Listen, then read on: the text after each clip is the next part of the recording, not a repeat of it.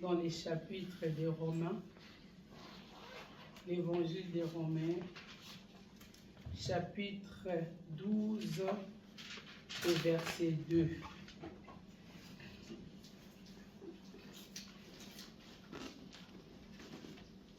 Depuis un moment, j'avais préparé une autre chose. Mais quand j'ai prié pour ce qui s'est passé pour les enfants à Grand Montana, et Dieu m'a mis ça au cœur. Alors j'aimerais qu'on partage ça.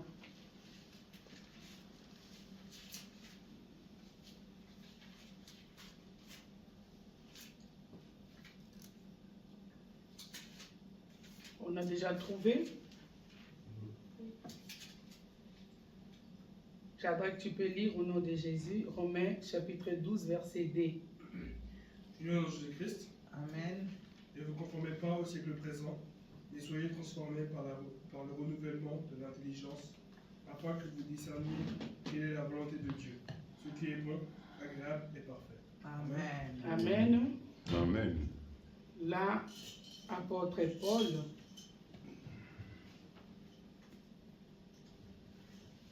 je peux dire, il prêchait, mais en même temps, il conseillait le peuple romain de ne pas se conformer.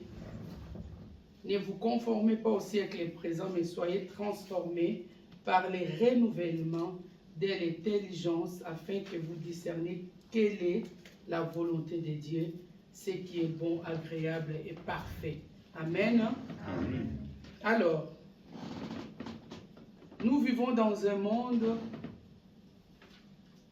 où, je vais d'abord surtout parler à propos de ce qui se passe dans ce monde actuel, surtout pour nos jeunes. Là, la Bible nous dit de ne pas se conformer, de ne pas vivre selon ce qu'on voit dans ce monde. Donc, nous ne sommes pas obligés de faire comme tout le monde. Car ce qui est dans ce monde, cela ne rend pas gloire à notre Dieu. Si dans l'époque d'apôtre Paul, il pouvait constater que le peuple ou les jeunes ou même les parents ne vivaient pas selon la parole de Dieu, ne vivaient pas selon à la conformité de ce que Dieu voulait pour ses enfants. Alors apôtre Paul voulait tirer quand même l'attention ou tirer encore les oreilles au peuple romain de leur dire ne vivez pas selon ce que vous voyez, ne faites pas comme tout le monde. Et aujourd'hui, Dieu veut encore nous interpeller, de nous dire que tout ce qui est dans ce monde, nous ne devons pas faire comme tout le monde, car nous sommes un peuple mis à part. Car le siècle présent, c'est très différent pour nous les enfants de Dieu. Nous vivons dans ce monde, mais ce qui se passe, nous ne sommes pas obligés de tout faire comme les païens. Nous allons à l'école avec les païens, mais nous ne devons pas nous conduire comme les païens. Nous allons au travail avec les païens, mais nous ne devons pas vivre comme les païens, donc nous ne sommes pas là pour les copier. Nous ne devons pas copier ce qu'il y a dans ce monde. On voit comment les parents, les enfants, il y a des fois manque de respect à leurs parents. Maintenant aussi, nos enfants veulent copier, veulent faire la même chose. Les enfants veulent aussi copier ce qu'ils voient à la télé. Ton collègue t'invite chez lui, tu vois comment il manque de respect à ses parents. Oui, il appelle ses parents. Il y a même des enfants qui appellent leurs parents par leur nom, par leur prénom. Et nos enfants veulent faire la même chose. Où est le respect? On prend de bonnes choses. On n'est pas obligé de faire tout ce que les autres font. On voit maintenant l'homosexualité qui est dans ce monde. Les païens le font, mais il y a aussi les chrétiens qui le font. J'ai vu dans une église, il y avait une pasteur qui s'est mariée avec une femme aux États-Unis. Et c'est une église chrétienne. Les chrétiens qui font comme tout le monde. On voit tout le monde divorcer et on veut faire comme tout le monde.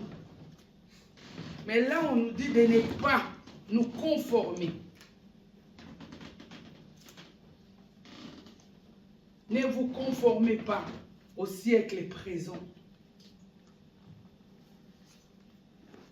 Ce qui était dans le passé, et maintenant c'est encore pire dans notre époque. Mais là, la parole de Dieu nous demande d'être transformés par le renouvellement de l'intelligence. C'est transformer au lieu de se conformer. Il faut changer notre façon de voir les choses. Nos agissements. Est-ce que ce que je fais, c'est vraiment bien? Ma façon de faire, ma façon de parler, est-ce que c'est vraiment conforme à la parole de Dieu? Là, on nous demande de renouveler, transformer par renouvellement. Amener quelque chose de nouveau dans ta vie. Nous sommes les enfants de Dieu. Qu'est-ce que je vais faire pour changer? Je suis au milieu de mes collègues qui vont dans des boîtes de nuit. Nous avons vu ce qui s'est passé. Je parle avec mon frère, il m'a dit surtout vous en Suisse, les enfants ont beaucoup de liberté. Vous savez pourquoi les enfants ont beaucoup de liberté? Parce qu'ici, il y a un système d'école professionnelle. Un enfant, déjà à 15 ans, il va faire l'apprentissage. Et quand l'enfant commence l'apprentissage, il est payé. Donc, il a son argent. Il a son argent de poche.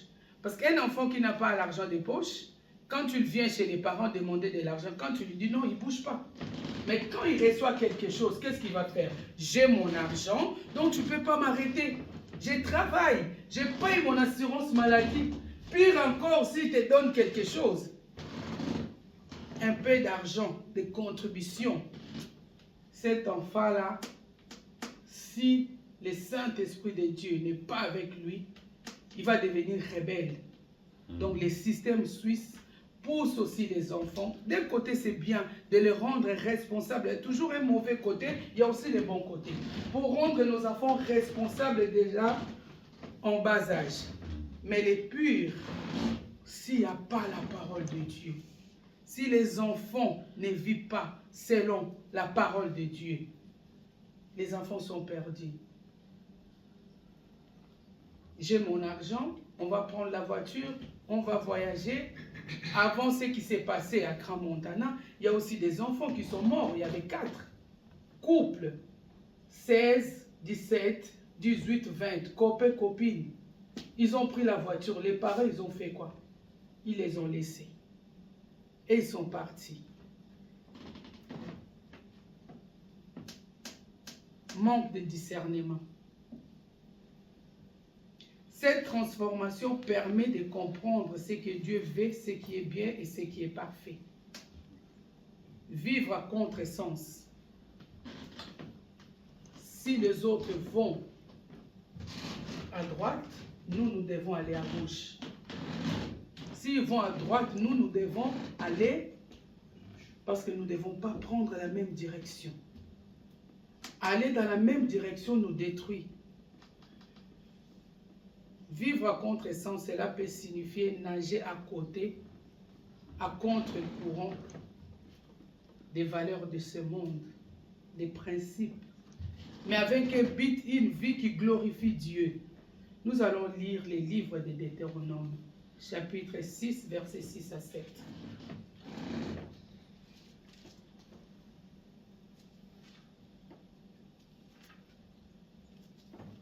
Là, je vais parler aux parents. parce que nous avons perdu un peu ce que Dieu nous a donné comme mission.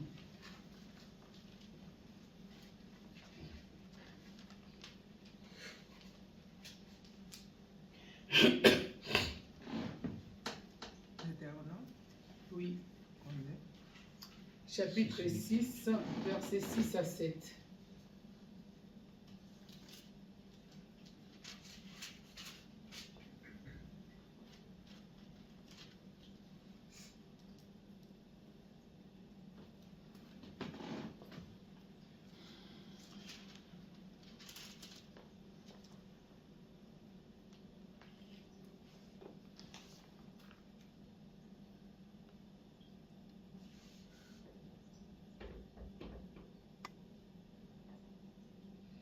Je vais lire au nom de Jésus.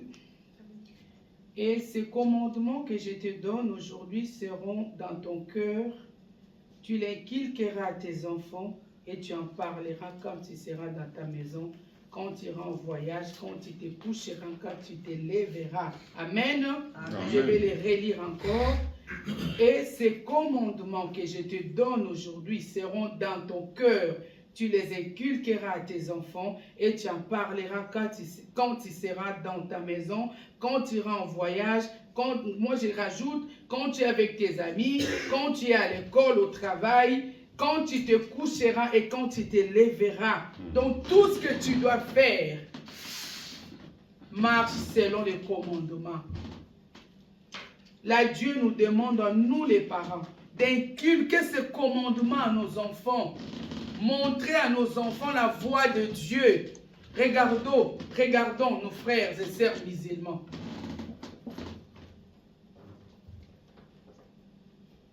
Quand c'est l'heure de prière, ils arrêtent tout, ils vont prier. Peu importe l'âge de l'enfant, quand tu atteins l'âge de 12 ans ou 13 ans, s'il y a les ramadans, tu fais les ramadans. Même au travail, ils ne se cachent pas. Quand ils ont les ramadans, ils demandent au chef, en tout cas moi je parle de mes collègues, ils demandent soit ils vont faire que des nuits, ou là au mois de janvier, parce que les ramadans commencent au mois de février, soit jusqu'au mois de mars, ils ont demandé de travailler plus au mois de janvier pour avoir plus de temps au mois de février et au mois de mars. Donc ils ont des principes qui respectent leurs valeurs, ils gardent ça. Mais nous, talakaka, tozana poto, bazana nous bagène. Et cela détruit nos enfants. Nous les parents, nous avons perdu notre autorité. Comme je disais tout à l'heure, parce que les enfants nous ramènent de l'argent, parce que les enfants contribuent à la maison et on ne peut pas les remettre dans le droit chemin. Nos enfants, ils se détruisent. Nos enfants, ils font des choses. Des fois, les gens, quand ils regardent, oh, ça c'est l'enfant de qui? Mais ses parents prient, non? Mais il n'y a pas la différence entre nous qui servions Dieu et ceux qui ne les servent pas. Il y en a certaines même qui disent que nous, on est mieux que vous qui servons Dieu. On est meilleurs. Pourquoi? Parce que nous voulons faire comme tout le monde. Nous voulons faire comme tout le monde. T'attends un enfant de Dieu, quand tu l'ouvres la bouche, j'ai écouté une femme une fois. Parce que les femmes, quand ils sont ensemble, ils aiment parler. Même les choses qui n'existent pas, ils imaginent. Mais tu imagines. Il y a un qui disait, moi si mon mari me trompe, ceux qui a bafoué, donc ceux qui a trompé, je lui ai demandé, tu sais que les hommes, c'est eux qui draguent les femmes. Maintenant, toi, tu vas tromper ton mari s'il te trompe. Donc, toi, tu vas draguer un homme. Ou il y a déjà un homme qui te drague, après tu vas aller te présenter, toi-même tu dis, n'a commis prêtre, c'est comme ça que ça se passe ou comment? Comment si ton homme, il fait ce qui n'est pas bien, tu veux faire la même chose? Tu as oublié que tu es une femme. Si ton mari ouvre une porte pour amener la malédiction dans ta maison, toi tu veux faire la même chose. Tu ne penses pas à tes enfants? Et tu crois être intelligente pour être une femme sage. Non. Faisons très attention. Faisons très attention. Il y a une citation, je ne sais pas, je crois, il s'appelle François, je ne sais plus. C'est un Français qui a dit, la science sans la connaissance, c'est une ruine à l'âme. Conscience sans conscience, c'est une ruine à l'âme. Soko yebi ebele. Yo zoka nto yebi. Mais na ko yeba na yo. Oso réfléchir te. Tu prends pas le temps de prendre les choses, dire celle-là, c'est pas bien. Tu vas détruire ton âme. Et si ton âme est détruite, tu vas aller où? Tu vas aller en enfer. Tu vas détruire tes enfants. Parce que même les médecins nous détruisent. Même les médecins. Il faut faire très attention. Moi, une fois, j'ai amené ma fille chez les gynécologues. Les gynécologues, ils me disent, votre fille a des douleurs comme ça parce qu'il n'a pas un copain. Ma fille avait jusqu'à 14 ans. Je lui ai regardé, j'ai dit, je ne vais plus venir chez vous. Parce que moi, j'ai un gynéco et ma fille ne voulait pas mon gynéco, voulait une gynécologue qui est à côté. Et j'ai dit, plus jamais, je viendrai chez toi. Chez nous, ce n'est pas comme ça. Depuis quand un homme peut soigner une maladie? Les conseils des médecins. C'est pour ça que je dis la science. La science peut te détruire. Tu ne peux pas avoir des enfants, on te conseille mère porteuse. C'est la science, non? Est-ce que notre Dieu fonctionne comme ça? Chez notre Dieu, il n'y a pas de femmes stériles. Mais la science te pousse à aller chercher une femme porteuse. Quelqu'un qui va porter ton enfant 9 mois. Est-ce qu'on connaît 9 mois? Nous, les femmes, nous le savons. On est là, les 3 mamans. On sait qu'est-ce que c'est 9 mois. Garder un enfant 9 mois. Mais toi, tu vas garder un autre enfant qui va grandir à toi. Donc, tu vas commencer à apprendre à aimer cet enfant-là. Et 9 mois après, maman naïe a zouillé. La science te pousse même, il y a des fois, à avorter. Demande aux femmes qui ont avorté. Si elle avait avorté il y a 30 ans en arrière, même si elle ne le dit pas aux autres, mais au-dedans d'elle, elle imagine, elle a dit, si je n'avais pas avorté, mon enfant allait avoir 30 ans aujourd'hui. Si je n'avais pas avorté, ma fille, elle allait, peut-être, je ne sais pas si ça serait une fille ou un garçon, que personne ne vous trompe. La science ne vous trompe pas. Tu vas vivre avec un poids. Tout ce qu'on fait dans la vie, il y a toujours les conséquences.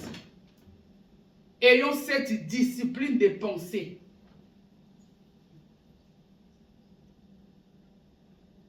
Implique d'amener toute pensée captive à l'obéissance de Christ, en se disciplinant pour ne pas subir la mauvaise influence du monde.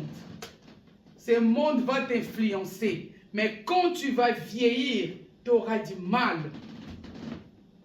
Lisons Ecclésiaste 11, 9 à 10.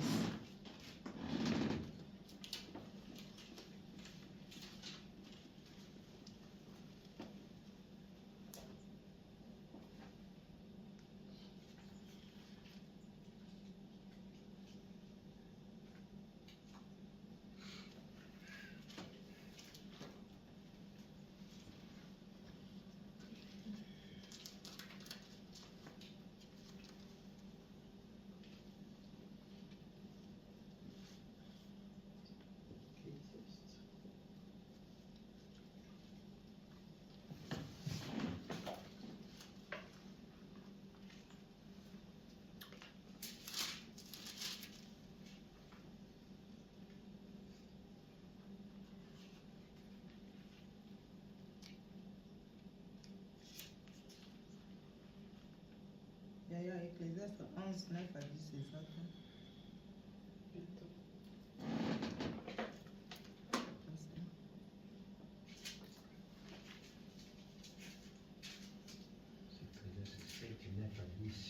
Ouais, 7, 9 à 10.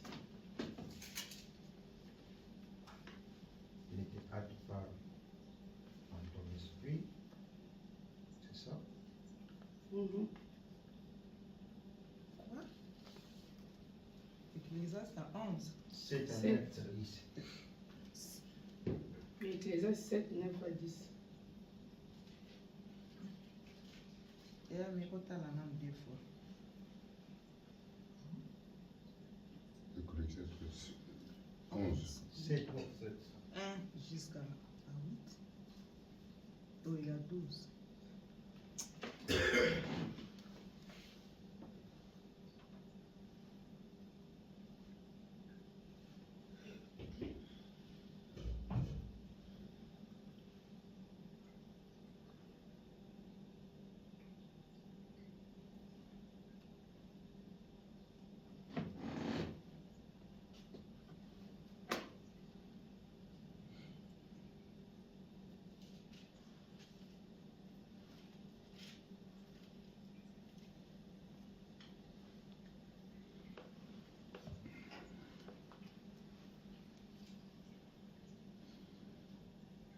Yango soki na 8.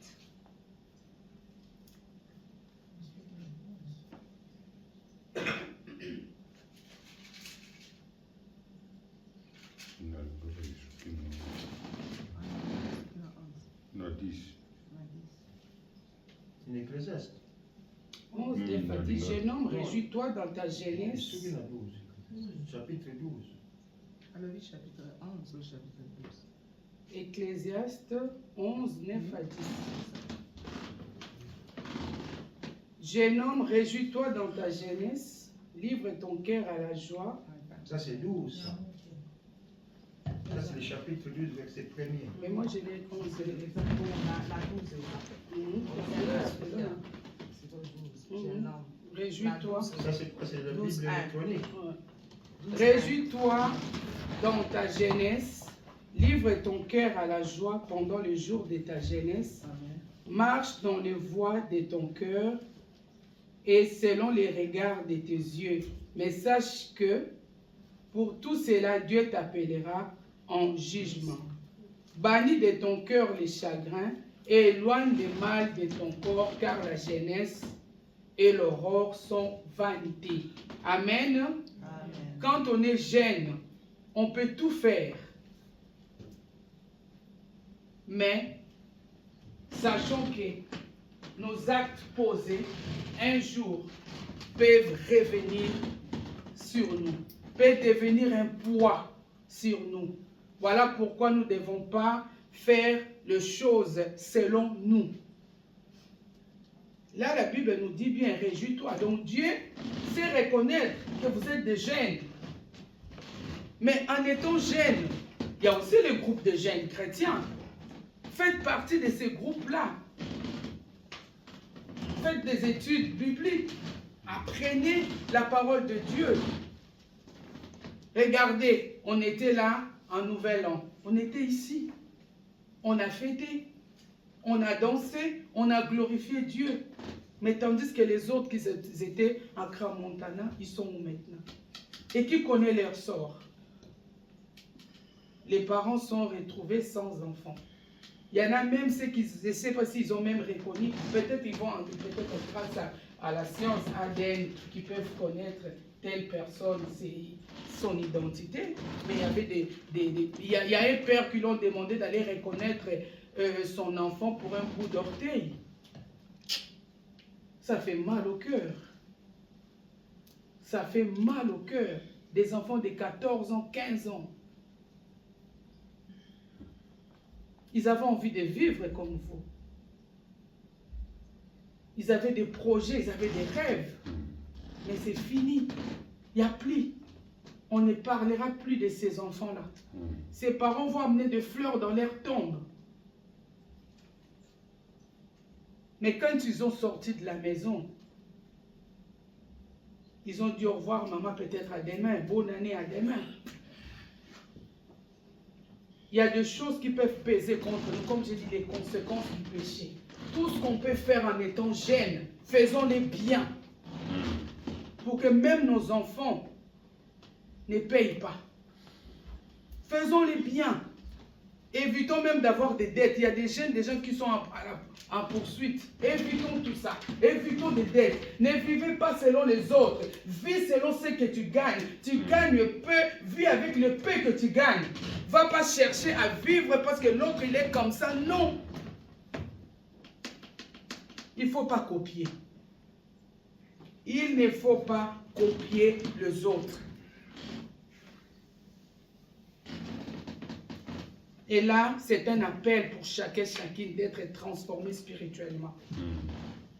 À l'intérieur. Parce qu'on doit d'abord être transformé derrière pour vivre selon les standards divins. Pour vivre selon Dieu. Notre Dieu est libéral. Suivons Jésus, qui est le chemin, la vérité et la vie. Il n'y a que Jésus qui peut nous dire la vérité. Ce que la science nous cache, ce que le monde nous cache, Jésus est la vérité. Suivons Jésus. Il est le chemin. Le chemin qui nous amène, même s'il y avait une porte fermée, mais quand tu as Jésus, les portes vont s'ouvrir parce qu'il est le chemin. Il est celui qui est près des chemins. Il y a où il n'avait pas la route, notre Dieu fait, notre Jésus, il fait un chemin. Il est la vie.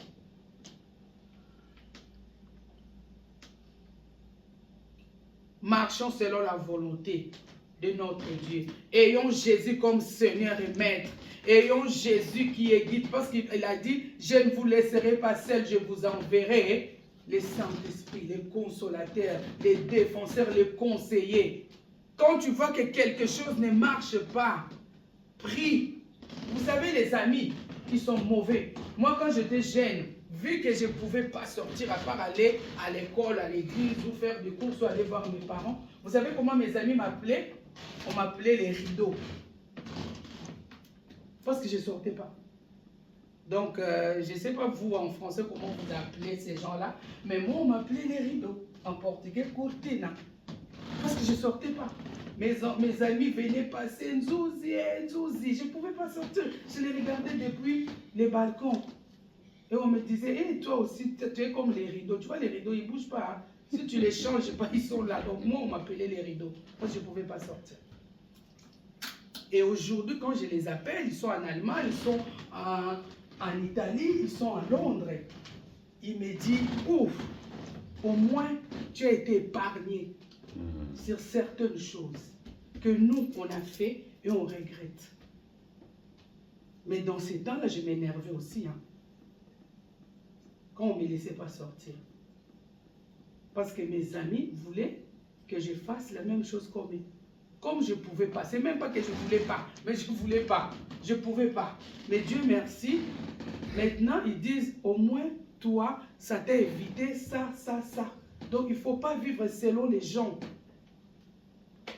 Ne copiez pas les autres. Faites ce que Dieu te demande de faire. Venez à l'église, lisez la Bible. Comportez-vous bien à la maison. Soyez des modèles pour vos copains, pour vos copines, pour vos collègues de l'école, pour vos collègues du travail. Soyez des modèles. Bango ne ba copier bino et non bino bolanda bango non. Vous avez la parole de Dieu. Vous êtes nés dans la parole de Dieu. Et vous grandissez dans la parole de Dieu. Un jour, vous serez des parents. Qu'est-ce que vous avez donné à vos enfants? C'est que vos parents, nous, vos parents, on vous a inculqué. C'est ça que vous allez aussi inculquer à vos enfants. Pour qu'eux aussi puissent inculquer. Le monde dit éduquer une femme, c'est éduquer une nation. Parce qu'une maman bien éduquée, qu'est-ce qu'il va faire? Il va continuer à éduquer ses enfants vont éduquer leurs enfants, et cela va continuer. Marchons selon la volonté de Dieu. Jésus ne veut pas que nous ayons cette habitude des gens de ce monde. Il veut que nous marquons la différence. Quand on voit un chrétien, une chrétienne, qu'il voit la différence. Parce que les chrétiens, s'ils les ont appelés chrétiens, parce qu'il y avait la différence. Vivons dans la différence. N'attendons pas de faire n'importe quoi pour que la vieillesse nous attrape un jour. Même nous, on est en train de vieillir. Hein. Aujourd'hui, j'ai parlé avec ma sœur Jumelle, j'ai dit, wow, hier j'ai conduit jusqu'à Saint-Julien. Et quand je suis rentré depuis Saint-Julien jusqu'à chez moi, je n'avais pas arrêté. Et quand je suis descendu de la voiture, les marches ont changé. J'ai dit, mais qu'est-ce qui se passe? Je commence à prendre l'âge. J'ai du mal que je suis descendu de la voiture. Même l'année passée, ce n'était pas comme ça. Les choses changent. Ton corps peut affaiblir. C'est bien cette habitude de venir à l'église, de prier, de jeûner. Parce que quand tu vas vieillir, tu as déjà cette habitude-là. Amen. Il n'y a rien de nouveau. Tu as cette habitude-là. Je vous encourage de continuer comme ça. D'être des modèles au milieu, même de la famille. Parce qu'on a aussi les gens de nos familles qui sont encore dans ce monde. Mais ayons Jésus comme modèle pour que vous soyez aussi des modèles. Amen. Jésus nous aime. Il est la vie, il est le chemin, la vérité et la vie. Il est celui qui nous montre les chemins. Ne copions pas les autres. Je ne trouve pas du travail. Je dois sortir avec mon supérieur pour avoir un travail. Non, cela n'existe pas. Nous avons un Dieu qui donne. Quand on te dit non, ce n'est pas ta place. Quand c'est ta place, on te dira oui. Tu n'auras pas besoin d'une faveur de quelqu'un. Parce que quand Jésus, comme il est le chemin, quand la porte s'ouvre dans ta vie. Et que cette vie qui est en Jésus puisse demeurer pour nous donner la force, pour nous donner la vie. Ayons Jésus comme modèle. Les modèles dans notre marche de tous les jours, dans notre vie de tous les jours, même pour le lendemain, ayons Jésus. En toutes circonstances, ayons Jésus. Amen. Amen. Et notre Dieu soit loué.